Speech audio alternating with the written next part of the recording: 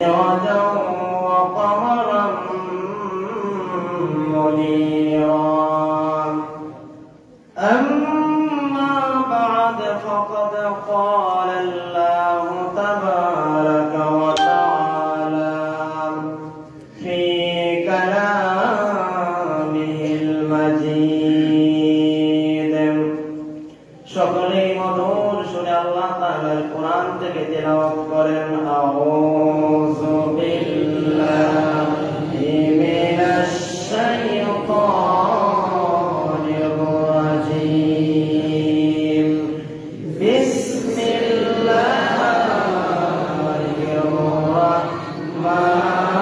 রাহমানির রাহিম ইয়া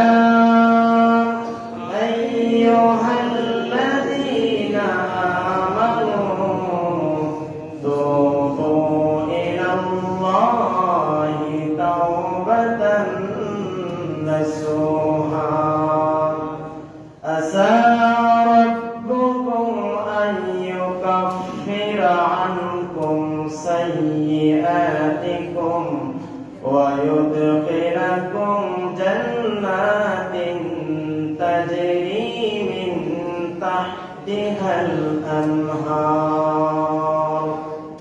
وقال تعالى في شان حبيبه ونبيه ومحبوبه ومعشوقه مخبرا وآمرا إن الله وملائكته يصلون على النبي يا أيها الذين آمنوا صلوا عليه وسلموا تسليما اللهم صل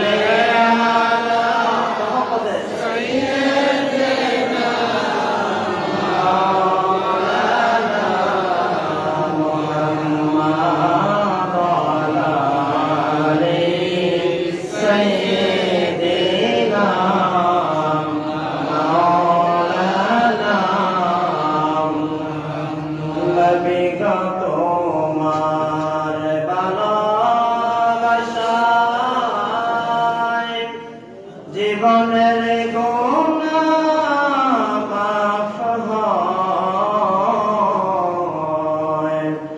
নবী গো তোমার ভালোবাসায় আল্লাহর জান্নাত পাওয়া যায় আল্লাহুম্মা সাল্লি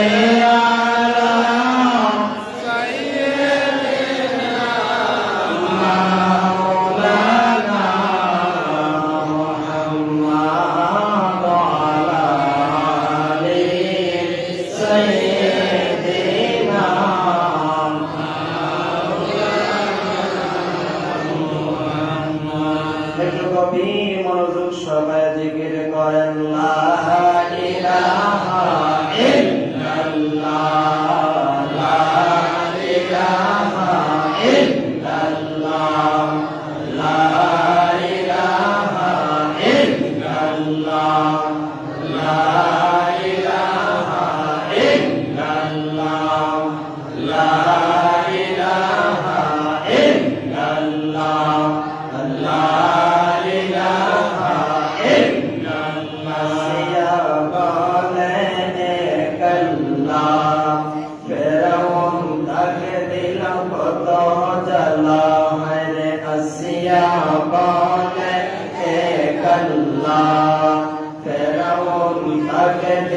কত জ্বালা আমার আল্লাহ বলে ও জিবরাইল আমার আল্লাহ বলে ও জিবরাইল খুলে দাও জান্নাতের তালা লা ইলাহা ইল্লাল্লাহ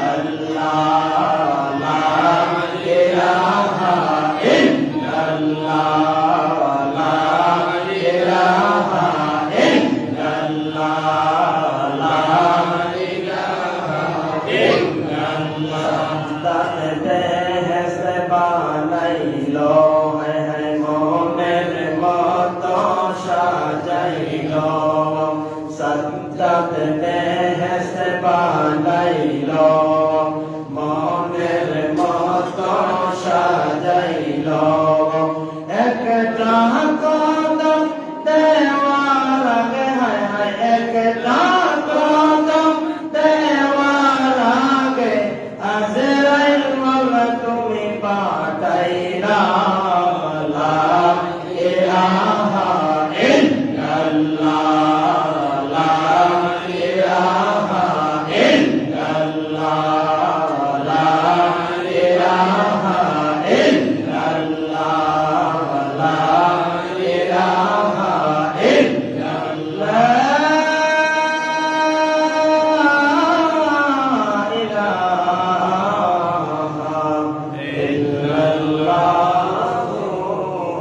মুহাম্মাদুর রাসূলুল্লাহ সাল্লাল্লাহু আলাইহি ওয়াসাল্লাম।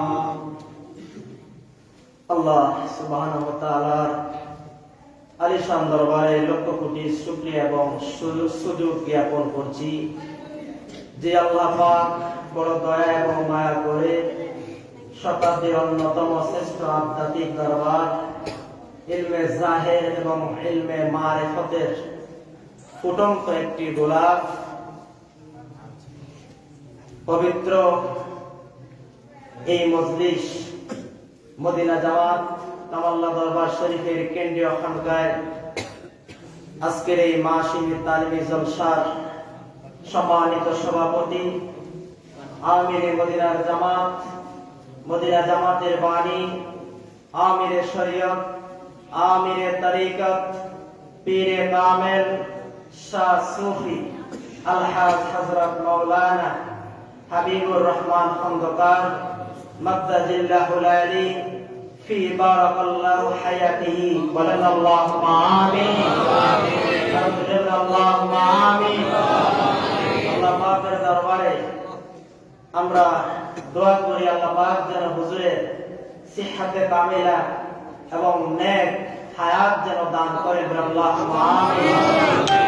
লক্ষ কোটি তার চেয়ে হাজার হাজার গুণ বেশি দুরূদ এবং সালাম নিবেদন করছি ওই আল্লাহ পাকের দরবারে যে আল্লাহ পাক আমাদেরকে দয়া এবং মায়া করে পৃথিবীর সমস্ত কাজকে পিছনে ফেলে দিয়ে আল্লাহ এবং তার রাসূলের মহব্বতে আমরা যে ঐতিহ্যবাহী কামাল্লা দরবার শরীফের এই মাসিক তালিমি জলসায় আমরা আসতে পেরেছি, এই তৌফিক যিনি করে দিলেন তিনি কে বলেন? আল্লাহ। সেই আল্লাহর দেওয়া জামান দিয়ে সমবাক্যে সমস্বরে আমরা কালিমাতুশ শুকরিয়া আদায় করি, বলি আলহামদুলিল্লাহ।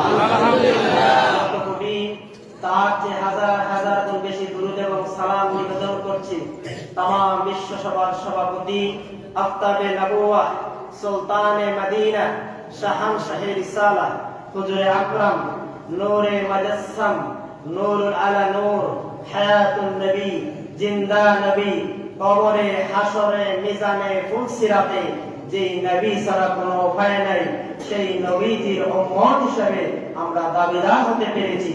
এই জন্য আরেকটু একটি বার আল্লাহ পাকের দরবারে কালিমাতুশ শুকরিয়া আদায় করি, বলি আলহামদুলিল্লাহ। সম্মানিত হাজিরিন, হযরত পীর সাহেবুল্লাহ এখানে আছেন।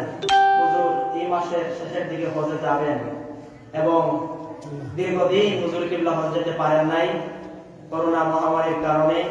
আবার হুজুর হজ করে আমাদের ভিতরে দীর্ঘ একটি সময় ফিরে আসবেন। আমরা দোয়া করি আল্লাহ পাক যেন হুজুরের এই সফরকে যেন কবুল আর মঞ্জুর করেন, বলেন আল্লাহুম্মা আমিন। এবং হুজুরের এই সফরের মাধ্যমে যেন আল্লাহ পাক হুজুরের দীর্ঘ হায়াত এবং হুজুরের এই মিশন মদিনা জামাতের এই মিশনকে যেন আল্লাহ পাক কিয়ামত পর্যন্ত কবুল করেন, বলেন আল্লাহুম্মা আমিন। সম্মানিত সুধী, আমরা প্রতি মাসে তালিমি জলসায় আসি। আমরা যারা দরবার ভক্ত দরবারকে ভালোবাসি, বিশেষ করে কামাল্লা দরবারে মাসিক এই মাহফিলের তালিমের সময় আমরা অপেক্ষা করে দেখি কবে তালিমি জলসা আসে, কি বলে ঠিক কিনা? কত মানুষ এই সময় দোকানপাটে বসে আছে, কত মানুষ আরামের বিছানায় আছে, কত মানুষ অনায়াসে তাদের সময়টি কাটাচ্ছে। আল্লাহ পাক ওই সমস্ত মানুষগুলিকে বেছে বেছে নিয়ে আল্লাহ পাক যে জান্নাতি মাহফিলে আমাদেরকে শরীফ হওয়ার তৌফিক দান করেছেন। আমরা খুশি না বেজা? খুশি না বেজা? কম না বেশি? আরেকটু বলেন আলহামদুলিল্লাহ। সম্মানিত হাজিরিন, এই জগতের ভিতরে একটি নির্ধারিত বিষয়ের উপর আমরা কথা বলবো, সেটি হচ্ছে তাওবা। দরবারে আসলে জীবনের গুনাহ মাফ হয় কিনা? হয়। আজ থেকে ১,৫০০ বছর আগে আমার নবীর দরবারও গেলেও জীবনের গুনাহ মাফ হতো, বলেন না সুবহানাল্লাহ। নবীর দরবারে গেলে জীবনের গুনাহ মাফ হয়, বলে উল্লাহদের দরবারে আসলেও জীবনের গুনাহ মাফ হয়, বলেন না সুবহানাল্লাহ। মাফ হয় কিনা বলেন? অবশ্যই অবশ্যই হয়। এটা শুধু মুখের কথার ভিতরে সীমাবদ্ধ নয়, বরং সহিহ দলিলের ভিতরে সীমাবদ্ধ, বলেন না সুবহানাল্লাহ। এই জগতের ভিতরে আল্লাহ পাক বনি আদমকে পাঠিয়েছেন একমাত্র তার ইবাদত করার জন্য। কিসের জন্য? একমাত্র আল্লাহ পাকের ইবাদত করার জন্য বনি আদমকে পাঠিয়েছেন, আর কোনো উদ্দেশ্য নয়। কিন্তু জগতের ভিতরে বনি আদম এসে আল্লাহ পাকের এই যে মানব শয়তান, মানবের চির দুশমন শয়তানের অসহায় পড়েছে গুনার কাজ করে ফেলবে। কি বলেন, ঠিক কিনা? গুনার কাজ করা মানুষের পক্ষে সম্ভব, এই পৃথিবীতে একমাত্র ফেরেশতার পক্ষে গুনার কাজ করা অসম্ভব। কি বলেন, ঠিক কিনা? কারণ ফেরেশতা এমন একটি জাতি, ওই ফেরেশতারা ইচ্ছা করলেও তারা গুনার কাজ করতে পারবে না, কারণ ফেরেশতাদের ভিতরে আল্লাহ পাক গুনাহ করার সেই শক্তি দেন নাই। কি দেন নাই? সেই শক্তি দেন নাই।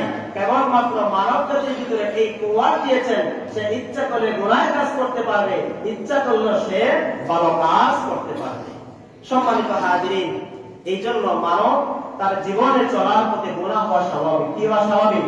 গুনাহ হওয়া স্বাভাবিক। এই গুনাহ থেকে বাঁচার জন্য, আমাদের গুনাহ রাস্তা থেকে বাঁচার জন্য জান্নাতের রাস্তা আমাদের তালাশ করতে হবে। কি বলে, ঠিক কিনা?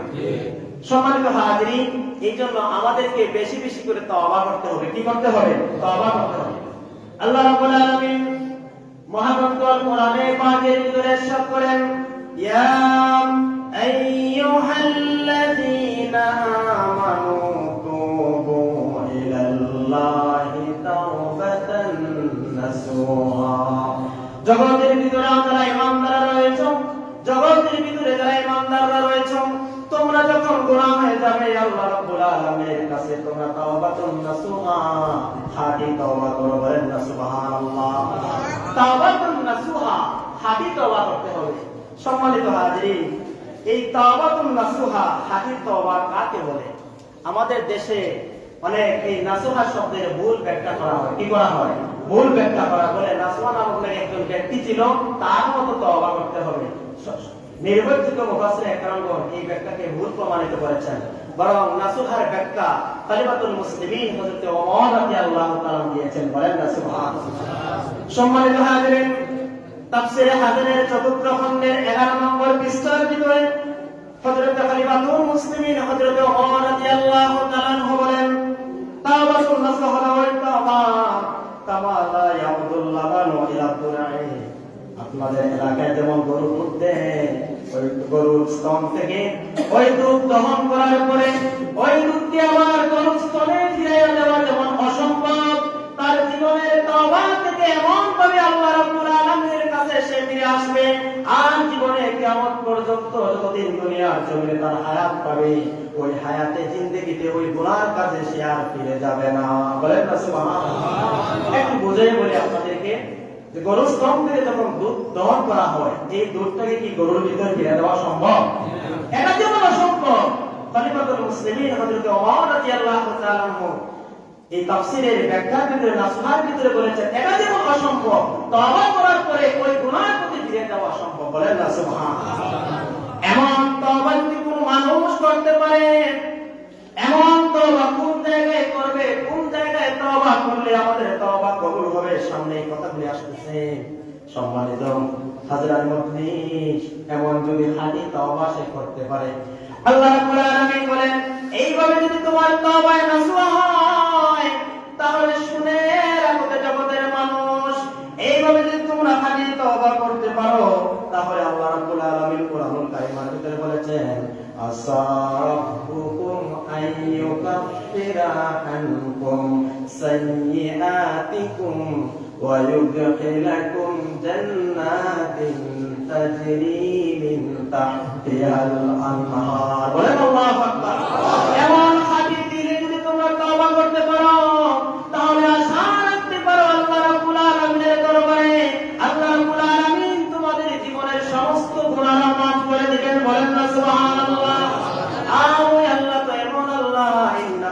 হুয়াত তাওয়াবুর রহিম। আল্লাহ রাব্বুল আলামিন তওবা কবুলকারী এবং দয়াল। বলেন না সুবহানাল্লাহ।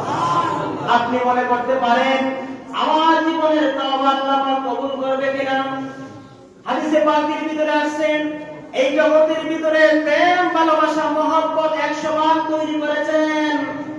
এক ভাগ প্রেম ভালোবাসা সমস্ত পৃথিবীর মানুষের ভিতরে দিয়ে দিয়েছেন, আর বাকি 99 ভাগ প্রেম ভালোবাসা দয়া মায়া আল্লাহ রাব্বুল আলামিন তার জন্য রেখে দিয়েছেন। বলেন না সুবহানাল্লাহ।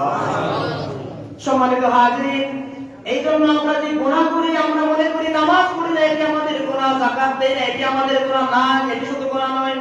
মানুষ তার অঙ্গ প্রত্যঙ্গ দিয়ে হর হামেশা গুনাহ করে, চোখের গুনাহ, হাতের গুনাহ, অন্তরের গুনাহ, কাল্পনিক গুনাহ, এভাবে তার জীবনের প্রতি মুহূর্তে হর হামেশা গুনাহ করতে থাকে। কি থাকে কেন বলেন? থাকে কিনা? ছোট গুনাহ হোক বড় গুনাহ হোক, তার জীবনে অসংখ্য অগণিত গুনাহ করতে থাকে। এই জন্য তিরমিজি শরীফে রাসূল পাক সাল্লাল্লাহু আলাইহি সাল্লাম বলেছেন যে কুল্লু ইবনে আদম খাত্তাউন ওয়া খায়রুল খাত্তাইনা ওয়া খায়রুল খাত্তাইন ইবাইয়ুনাত তাওয়াবুন। প্রত্যেক আদম সন্তান গুনাহ করবে, এটি স্বাভাবিক। আর ওই গুনাহগার সবচেয়ে উত্তম যে গুনাহর সাথে সাথে তওবা করে। বলেন না সুবহানাল্লাহ। এই জন্য রাসূল পাক সাল্লাল্লাহু আলাইহি সাল্লাম হাদিসে পাকের ভিতরে বলেছেন কোন মানুষ গুনাহ করার সাথে সাথে তওবা করা তার জন্য ফরজ, আবশ্যক। বলেন না সুবহানাল্লাহ। কারণ তওবা করার সাথে সাথে গুনাহ করার সাথে সাথে তার তওবা করতে হবে। যদি তওবা না করে দুনিয়ার জীবনে সে চলাফেরা করে, এই সময় যারা ইন্তেকাল হয়ে যায়, ওই গুনাহ অবস্থা সে মারা গেল, সে জাহান্নামে চলে যাবে। বলেন আল্লাহু আকবার। সম্মানিত হাজিরিন, এই জন্য গুনাহ করে আল্লাহ পাকের কাছে মাফ চাওয়া এটি হচ্ছে আদমের স্বভাব। আর গুনাহ করে গুনাহর উপর ইস্তেকামত থাকা এটি হচ্ছে শয়তানের স্বভাব। বলেন আল্লাহু আকবার। কেমন ভাবে শয়তানের স্বভাব? আজ থেকে হাজার হাজার বছর আগে আল্লাহ রাব্বুল আলামিন যখন এই পৃথিবীতে খলিফা তৈরি করবেন, আদম তৈরি করলেন, ফেরেশতাদেরকে ডেকে বললেন, ও ফেরেশতারা, আমার আদমকে তোমরা সিজদা করো। সমস্ত ফেরেশতারা সিজদা করলো, কেবল মাত্র একজন ফেরেশতা আদমকে সিজদা করে নাই। সে আল্লাহ পাকের দরবারে পাল্টা অভিযোগ দিয়েছিল, আল্লাহ তুমি আমাকে খালাকতানি মিন নারিন ওয়া খালাকতাহু মিন তিন। তুমি আদম সন্তানকে তৈরি করেছো মাটি থেকে, আমি ফেরেশতাকে তৈরি করেছো আগুন থেকে। সুতরাং এই আগুন হচ্ছে ঊর্ধ্বমুখী আর মাটি হচ্ছে নিম্নমুখী। সুতরাং আমি আদমের চাইতে উত্তম, আমি আদমকে সিজদা করতে পারবো না। বলেন না নাউযুবিল্লাহ। আল্লাহ পাক ওই আদমকে ওই ইবলিসকে কি সার্টিফিকেট দিয়েছিলেন? আল্লাহ রাব্বুল আলামিন সূরাতুল বাকারার শুরুর দিকে বলেছেন, আবাম ওয়াস্তাকবারা ওয়া কানা মিনাল কাফিরিন। বলেন আল্লাহু আকবার। যে আল্লাহ পাকের হুকুম পালন করা না করার কারণে আল্লাহ রাব্বুল আলামিন ইবলিস শয়তানকে চির জাহান্নামী তিনি দিয়ে দিলেন, জাহান্নামের সার্টিফিকেট দিয়ে দিলেন। এবার ওই ইবলিস শয়তান আল্লাহ পাকের দরবারে আরজ করলো, আল্লাহ আমি তো মুআল্লিমুল মালায়েকা ছিলাম, तमाम ফেরেশতাদের ভিতরে আমার আমল বেশি ছিল। এত আকাশচুম্বী আমল যখন তোমার দরবারে কবুল না হয়, একটি বেয়াদবি করার কারণে যখন আমার तमाम আমলগুলি যখন তোমার দরবারে জিরো হয়ে গেল, আল্লাহ যখন আমাকে চির জাহান্নামী তুমি ঘোষণা করে দিয়েছো, আল্লাহ তো আমার কোনো দুঃখ নাই। পরকালে আমার জন্য জান্নাত যখন অসম্ভব, আজকে আমার ইবাদতের বিনিময়ে নগদ আমার একটি দাবি তোমার দরবারে পেশ করলাম, এটি দিয়ে দিতে হবে। বলেন আল্লাহু আকবার। আল্লাহ রাব্বুল আলামিন ইবলিসকে সেদিন বলেছিলেন, ইবলিস রে তুমি কি চাও? তখন ইবলিস বলেছিল, আল্লাহ গো কিয়ামত পর্যন্ত আমার হায়াত দিতে হবে। বলেন আল্লাহু আকবার। ইবলিস সেদিন আল্লাহ পাককে বলেছিল, ক্বালা আনজিরনি ইলা ইয়াউমিন ইউবআসুন। ওগো আল্লাহ কিয়ামত পর্যন্ত আমাকে হায়াত দাও। বলেন না সুবহানাল্লাহ। আল্লাহ পাক বলেন, ঠিক আছে কিয়ামত পর্যন্ত হায়াত দিলাম। বলেন না সুবহানাল্লাহ। এখন এই হায়াত তিন নেক কাজের জন্য ব্যয় করার জন্য আনছে না বদ কাজের জন্য? সকলেই বলেন নেক কাজের জন্য না বদ কাজের জন্য? আল্লাহ পাক আমাদের একটি হায়াত দিয়েছেন, এটি কি বদ কাজের জন্য না নেক কাজের জন্য? শয়তান কিয়ামত পর্যন্ত হায়াত পেয়েছিল, এটি ভালো উদ্দেশ্য নয়, বরং প্রত্যেক আদম সন্তানকে আল্লাহ পাকের সিরাতুল মুস্তাকিমের পথ থেকে একেবারে জাহান্নামে নেওয়ার জন্য এই হায়াত খেয়েছিল, ঠিক কিনা বলেন? আল্লাহ পাক আমাদের একটি জীবন দিয়েছেন, আমাদের জীবনের মূল্য কত? এই হায়াত যখন কিয়ামত পর্যন্ত পাইল, তখন আল্লাহ পাক একটি চ্যালেঞ্জ দিয়েছিল, চূড়ান্ত চ্যালেঞ্জ। কি চ্যালেঞ্জ? চূড়ান্ত একটি চ্যালেঞ্জ দিয়েছিল আল্লাহ রাব্বুল আলামিনকে। সেদিন ইবলিস শয়তান চ্যালেঞ্জ করে ফেলেছিল, আল্লাহ قال فبما أغويتني لأقعدن لهم صراطك المستقيم। যে আদম সন্তানের কারণে চির জাহান্নামী হয়ে গেলাম, ওগো আল্লাহ আমি এই আদম সন্তানকে তোমার সিরাতুল মুস্তাকিম মিনান নাবিয়িন ওয়াস সিদ্দিকিন ওয়াস শুহাদা'i ওয়াস সালিহিন, এই যে নবীন, সিদ্দিকিন, শুহাদা, সালিহিন, তোমার এই নেক নজর প্রাপ্ত যে চারটি রাস্তা রয়েছে, এই সিরাতুল মুস্তাকিমের রাস্তা থেকে আমি আমার এই হায়াতি জিন্দেগি এবং ক্ষমতা দিয়ে, পরচনা দিয়ে তোমার এই বান্দাগুলিকে আমি জাহান্নাম ভরপুর করে দেব। বলেন না নাউযুবিল্লাহ।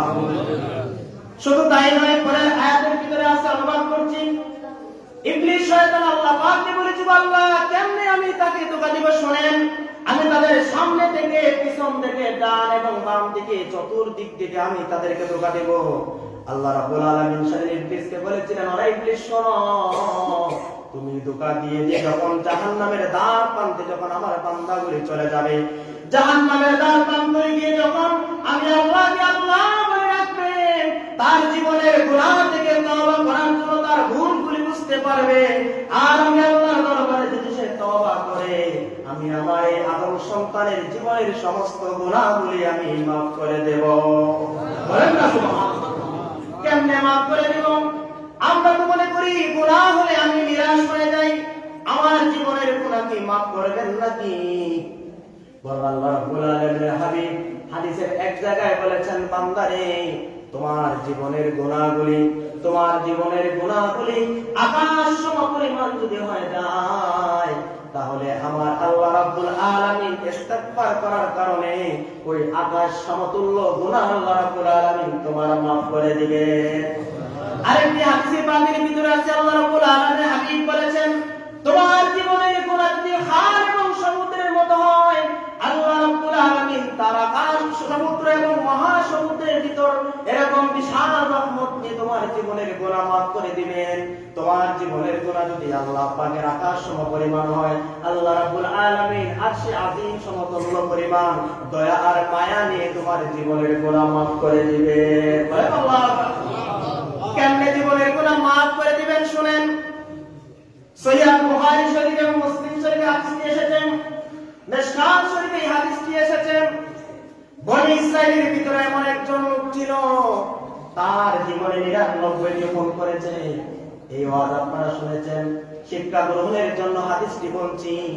99টি খুন করার পরে একজন খ্রিস্টান পাদ্রীর কাছে গেল, তার জীবনের ভুল ভাঙার জন্য গেল যে খ্রিস্টান পাদ্রী, আমি আমার জীবনে 99টি মানুষ খুন করেছি, আমার জীবনে কোনো তওবার রাস্তা খোলা আছে নাকি? খ্রিস্টান পাদ্রী বলে, না না, তোমার জীবনের কোনো তওবার রাস্তা খোলা নাই। ওই ব্যক্তি ক্ষিপ্ত হয়ে ওই খ্রিস্টান পাদ্রীর কল্লা মোবারক উড়াইয়া দিল। বলেন আল্লাহু আকবার। দেহ থেকে কল্লা করে বাস করলো, বিবাহ হয় না। কারণ মানুষ হত্যা করা কি ভালো কাজ না খারাপ কাজ? কম গুনাহ না বড় গুনাহ? গুনাহে কবিরা। গুনাহে কি? কবিরা।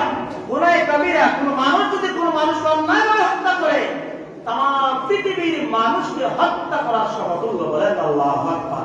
অন্যায় হত্যা করা জায়েজ নাই। তখন ওই ব্যক্তি আমার সামনে আগালো, একজন আলেমের সাথে তার সাক্ষাৎ হয়ে গেল। এবার বলল, রে আলিম, আমি জানি তুমি জ্ঞানী, তোমার কাছ থেকে ভালো ব্যবহার, তোমার কাছ থেকে ভালো পরামর্শ পাওয়া যাবে। বলে, কি গুনাহ নিয়ে আসছো? আমি আমার জীবনে 100টি খুন করেছি, আমার জীবনে এই গুনার কোনো মাপ আছে নাকি? ওই ওলি বললেন, ওই আলেম বললেন, অবশ্যই অবশ্যই তোমার জীবনের গুনাহ মাফ করার রাস্তা আছে। বলেন আল্লাহু আকবার। তুমি যদি তোমার জীবন থেকে তাওবা নসুহার মতো খালি তাওবা করো, আল্লাহ রাব্বুল আলামিন তোমার জীবনের গুনাহ মাফ করে দিবেন। বলেন আল্লাহু আকবার। ওই ব্যক্তি আলেমের কাছে তাওবা করলো, আল্লাহ রাব্বুল আলামিন তার জীবনের গুনাহ মাফ করে দিলেন। এবার আলেম বললেন, তুমি যে এলাকায় অবস্থান করো ওই এলাকার লোকগুলা ভালো না, তুমি ওই এলাকায় চলে যাও, ওখানে আল্লাহ ওয়ালারা থাকে, এদের সাথে মিশে তুমি তোমার বাকি জীবনকে কাটাইয়া দিবে। বলেন আল্লাহু আকবার। ওই এলাকায় চলে গেলাম, যাওয়ার সময় তার ইন্তেকাল হয়ে গেল। রাস্তার ভিতরে ওই যুবকের ইন্তেকাল হয়ে গেল। ইন্তেকাল যখন হয়ে যায়, দুই দল ফেরেশতা চলে আসছে। একদল ফেরেশতা জান্নাত থেকে আর একদল ফেরেশতা জাহান্নাম থেকে। বলেন আল্লাহু আকবার। আপনারা জানেন, কোন মানুষ যখন জগতের ভিতরে ইন্তেকাল করে, সে যদি নেককার হয়, আল্লাহ ওয়ালা হয়, আল্লাহ রহমতের ফেরেশতা জান্নাত থেকে জান্নাতি কাপড় মুড়াইয়া ওই ব্যক্তিকে ইল্লিনে নিয়ে যান। বলেন আল্লাহু আকবার।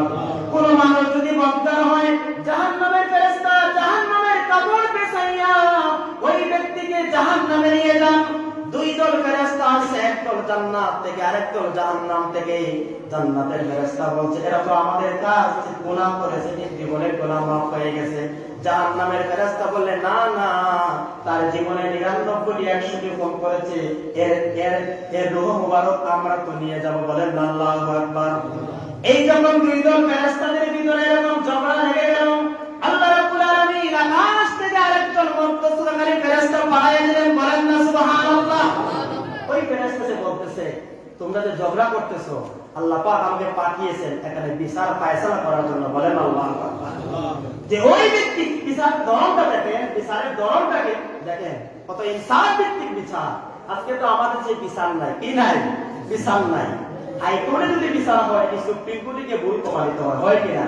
যেভাবে হযরত দাউদ আলাইহিস সালাম একটি বিচার করেছিলেন, এই বিচার থেকে আরেকটু সুন্দর বিচার করেছিলেন তারই পুত্র হযরত সুলাইমান আলাইহিস সালাম। বলেন না সুবহানাল্লাহ। হযরত দাউদ আলাইহিস সালামের হাইকোর্টে একটি বিচার হয়েছিল, ছেলে এই বিচারটা সুপ্রিম কোর্টে নিয়ে করলে আরো উত্তম ভাবে। বলেন না সুবহানাল্লাহ। এটি একটি কোরআনের বিচার, তাফসীরের কিতাবে আছে এটি কোরআনের বিচার। এই ইতিহাস শোনার সময় আমাদের নাই। আছে কি? এই বিচার আমরা যদি বলি সমাজে অনেক ভুল ভেঙে যাবে, সেদিকে যাব না। সম্মানিত হাজির, তখন ফেরেশতারা বললেন, তোমরা মাপা শুরু করো। যে এলাকার দিকে আল্লাহ ওয়ালা যে এলাকায় আছে, যে এলাকায় নেককার বান্দারা থাকে, আল্লাহ ওয়ালাদের বাস, ওই এলাকার দিকে তোমরা রাস্তা মাপো। মেপে যদি কম পাওয়া যায় তাহলে ওই ব্যক্তিটি জান্নাতি, আর ওখানে দূরত্ব যদি বেশি পাওয়া যায় তাহলে জাহান্নামী। বলেন আল্লাহু আকবার। মাপা শুরু হয়ে গেল। মাপতে মাপতে দেখা গেল যে এলাকার দিকে তওবা করার জন্য, তার বাকি জীবনকে পরিচালিত করার জন্য আল্লাহ ওয়ালাদের মজলিসের দিকে চলে গিয়েছিল, ওদিকে তার দূরত্ব কম। বলেন না সুবহানাল্লাহ। তখন রহমতের ফেরেশতারা জান্নাতি কাপড় মোড়াইয়া ওই যুবককে ইল্লিনে নিয়ে গেলেন। বলেন না সুবহানাল্লাহ। এই হাদিস থেকে শিক্ষা আমাদের নিতে হবে। কি শিক্ষা? যে আল্লাহ ওয়ালাদের মজলিসে গেলে জীবনের গুনাহ মাফ হয় কি হয় না? আল্লাহ ওয়ালাদের কাছাকাছি আসলে আল্লাহ ওয়ালা হওয়া যায় কি যায় না? সহিহ বুখারী এই হাদিসকে অস্বীকার করার কোনো বাপের ক্ষমতা আছে আজকে? তাহলে যে যুবক 100টি খুন করে জীবনের গুনাহ তওবা করে বদকারের মজলিসে গেছেন, আল্লাহ ওয়ালাদের মজলিসে দিকে গেছে। কোন মানুষ যদি এরকম জিকিরের মজলিসের দিকে আগাইয়া আসে, রাস্তার দিকে তার ইন্তেকাল হয়, এই হাদিসের মাসলা অনুযায়ী সে জান্নাতি। বলেন না সুবহানাল্লাহ। কি জান্নাতি? কি সে জান্নাতি। তাহলে জীবনের গুনাহ মাফ করে দেন কে? বলেন আল্লাহ। সম্মানিত হাজির, এখন এই দরবারে আসলে জীবনের গুনাহ মাফ হয় কেমনে? এটি অবশ্যই মাফ হয়। শুধু দরবার নয়, আজ থেকে 1000 বছর আগে আমার নবীর দরবারে মানুষ যাইতো, তার জীবনের গুনাহ মাফ হয়ে যাইতো। বলেন আল্লাহু আকবার। মানুষ যদি আমরা বলে, হুজুর তাহলে নবীর দরবারে গেলে জীবনের গুনাহ মাফ হয় কেমনে? এটা তো শিরক হয়ে গেল। সমস্ত মাফ তো আল্লাহর কাছে বলেন না। কোরআন কারিমে বলেন, আল্লাহ রাব্বুল আলামিন চমৎকার ভাবে বলেছেন, ওয়ালাউ আন্নাহুম ইজ্জালামু আনফুসাহুম জাআকা ফাস্তাগফিরুল্লাহা ওয়াস্তাগফারা লাহুমুর রাসূল লাওয়াজাদুল্লাহা তাওয়াবার রাহিমা। সুবহানাল্লাহ। সুবহানাল্লাহ। 1000 বছর পরে আল্লাহর কোরআন সাক্ষী, আল্লাহ রাব্বুল আলামিনের শানে আল্লাহ আয়াত নাযিল করে দিলেন।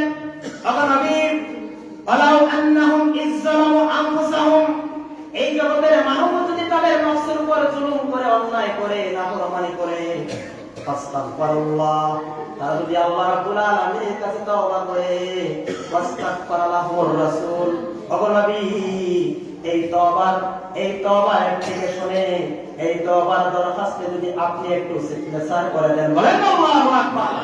ওয়াস্তাগফারা লাহুর রাসূল, রাসূল যদি তোমাদের পক্ষ হয়ে আমি আল্লাহর দরবারে যদি সুপারিশ করেন, তাহলে আমি আল্লাহকে কেমন পাবেন?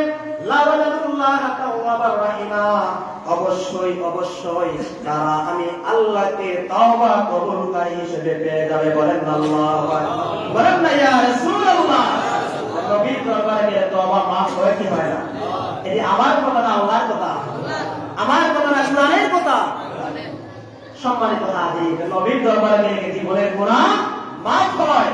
একজন বেদুইন ১,৫০০ বছর আগে নবীর খুব ভক্ত ছিল, আরব বেদুইন, তিনি একজন কবি ছিলেন।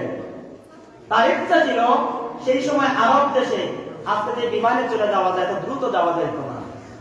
ওই ব্যক্তির মনের ভিতরে বড় রাসূলের প্রেম ভালোবাসা জাগতো, তার মনে ইচ্ছা জাগতো যে আমি রাসূলের দরবারে যাব, রাসূলের সোহবত অর্জন করবো, সাহাবীর দরজা নসিব হবে, বলেন না সুবহানাল্লাহ। ওই বেদুইন ব্যক্তি তার জীবনের সেই চির আকাঙ্ক্ষাকে পূর্ণ করার জন্য হাজার কিলোমিটার রাস্তা অতিক্রম করে পায়ে হেঁটে মরুপ্রান্ত দীর্ঘ মাস অতিক্রম করে যখন মদিনা মুনাওয়ারায় পৌঁছে গেল, তখন সে সংবাদ জানলো ৩ দিন আগে রাহমাতুল লিল আলামিন দয়াল নবী এই জগৎ থেকে ইন্তেকাল করেছেন, বলেন না সুবহানাল্লাহ। আমি বলেন হুজুর রাসূল ইন্তেকাল করেছেন, সুবহানাল্লাহ কেন বললেন? ইন্না লিল্লাহি বলুন না কেন? প্রশ্ন আছে কি নাই? আমরা সুবহানাল্লাহ এজন্য বললাম, আল্লাহর রাসূল বলেছেন জগতের মানুষ শোনো, হায়াতি খায়রুল লাকুম ওয়া মামাতি খায়রুল লাকুম, আমার জীবন যেমন তোমাদের জন্য উত্তম, আমার মরণ তোমাদের জন্য উত্তম, বলেন না সুবহানাল্লাহ। প্রশ্ন করতে পারেন হুজুর কিভাবে উত্তম? উত্তম এই জন্য আল্লাহর হাবিব সাল্লাল্লাহু আলাইহি সাল্লাম ১,৫০০ বছর আগে হাদিসে পাকের ভিতরে বলেছেন, পৃথিবীর কোন প্রান্ত থেকে যদি আমার উম্মতের একটি আমলনামা রেজিস্টারে খাতা আমার কাছে রহমতের ফেরেশতারা প্রেরণ করে, বলেন না সুবহানাল্লাহ। এই খাতার ভিতরে যখন আমার কোন উম্মতের তার আমলনামায় গুনাহ যখন দেখি না, তার আমলনামা ভালো, তখন আমি হামিদু আল্লাহ পাকের দরবারে প্রশংসা করি, বলেন না সুবহানাল্লাহ। আর যদি ওই আমলনামার ভিতরে যদি গুনাহ দেখি, তখন আমি ওই উম্মতের পক্ষ নিয়ে আল্লাহ পাকের দরবারে ইস্তেগফার করি, বলেন না সুবহানাল্লাহ। হায়াতি খায়রুল লাকুম ওয়া মামাতি খায়রুল লাকুম ওয়া মামাতি খায়রুল লাকুম ব্যাখ্যা হচ্ছে এই হাদিস, আজ পর্যন্ত যদি কিয়ামত পর্যন্ত কোন উম্মত যদি গুনাহ করে ও রোজায় বসে বসে আমার নবী তার উম্মতের জীবনের গুনাহের জন্য রাহমাতুল লিল আলামিনের দরবারে ইস্তেগফার করেন, এইজন্য আমার নবীজি ওই রোজা মুবারকের জীবনগুলো আমাদের জন্য উত্তম, বলেন না সুবহানাল্লাহ। হায়াতে খায়রুল লাকুম কিরকম? দুনিয়ার জীবনে যখন আমি ছিলাম, আমি তোমাদের জন্য কাজ করেছি, ইয়া উম্মতি উম্মতি বলেছি, আমি তোমাদেরকে ধরে ধরে জাহান্নামের রাস্তা থেকে জান্নাতের রাস্তায় পরিচালিত করেছি।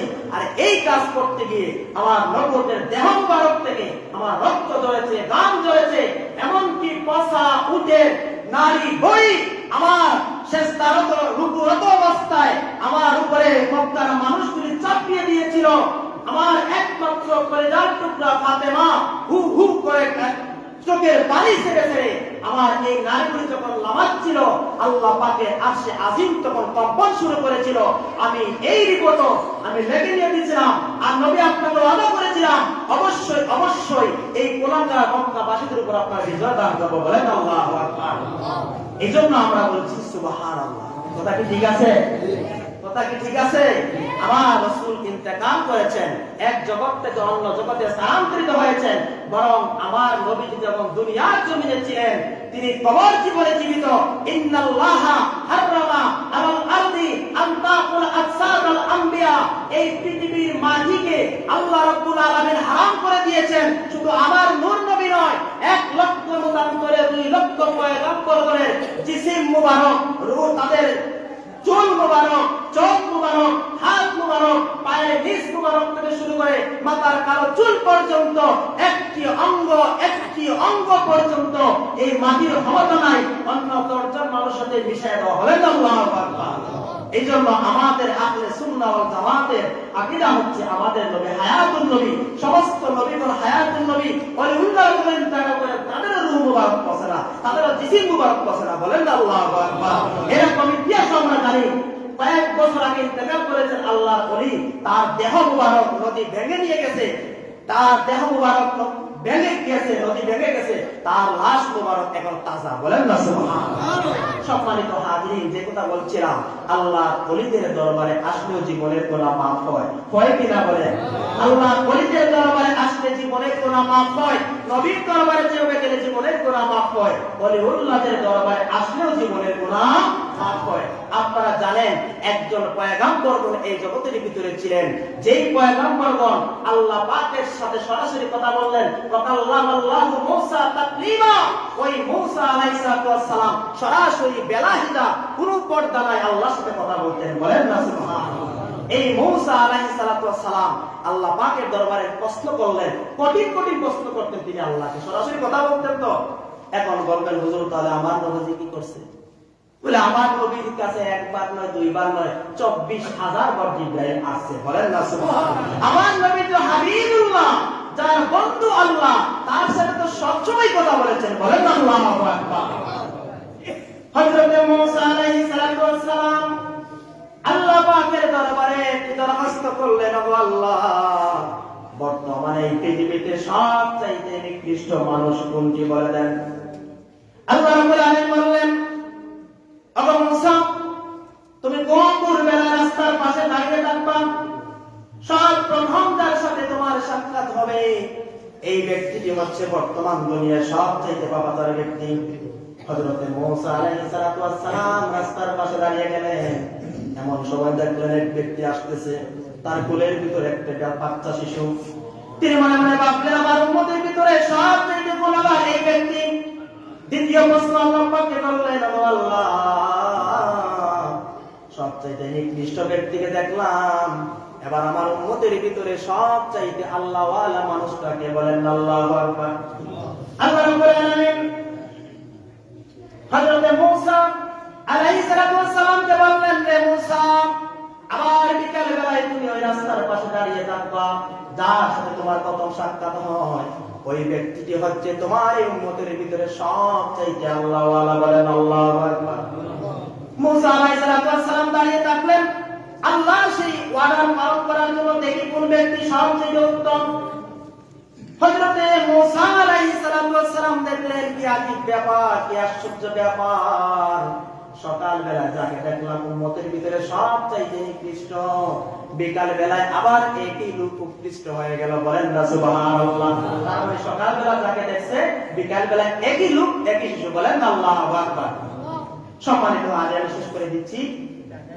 এবার আল্লাহ পাকের দরবারে হযরত মূসা আলাইহিস সালাম প্রশ্ন করলেন, আল্লাহ, আমার বুঝে আসে না, কি আসে না, আমার বুঝে আসে না, এটি কেমন আজীব ব্যাপার, সকাল বেলা সবচেয়ে নিকৃষ্ট, বিকাল বেলা উৎকৃষ্ট।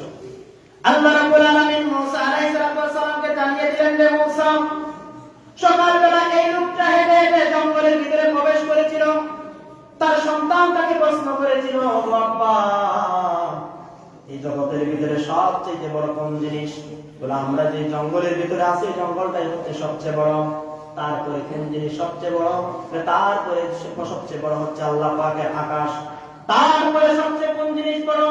তার চেয়ে বড় হচ্ছে আল্লাহ পাকের আরশে আজিম, বলেন না সুবহানাল্লাহ। এরপরে ওই ছোট্ট বাচ্চা বাবাকে প্রশ্ন করতেছে, রে বাবা, তারপরে কোন জিনিস বড়? এবার ওই বাবা চোখের পানি ছেড়ে ছেড়ে বলতেছে, রে বাবা, ওই আরশে আযমের চাইতেও বেশি তোমার বাবার জীবনের আমলনামার খতিয়া, বলেন আল্লাহ। এত অন্যায় করেছি, এত নাফরমানি করেছি আমি, আমার জীবনের কোনো শেষ নাই।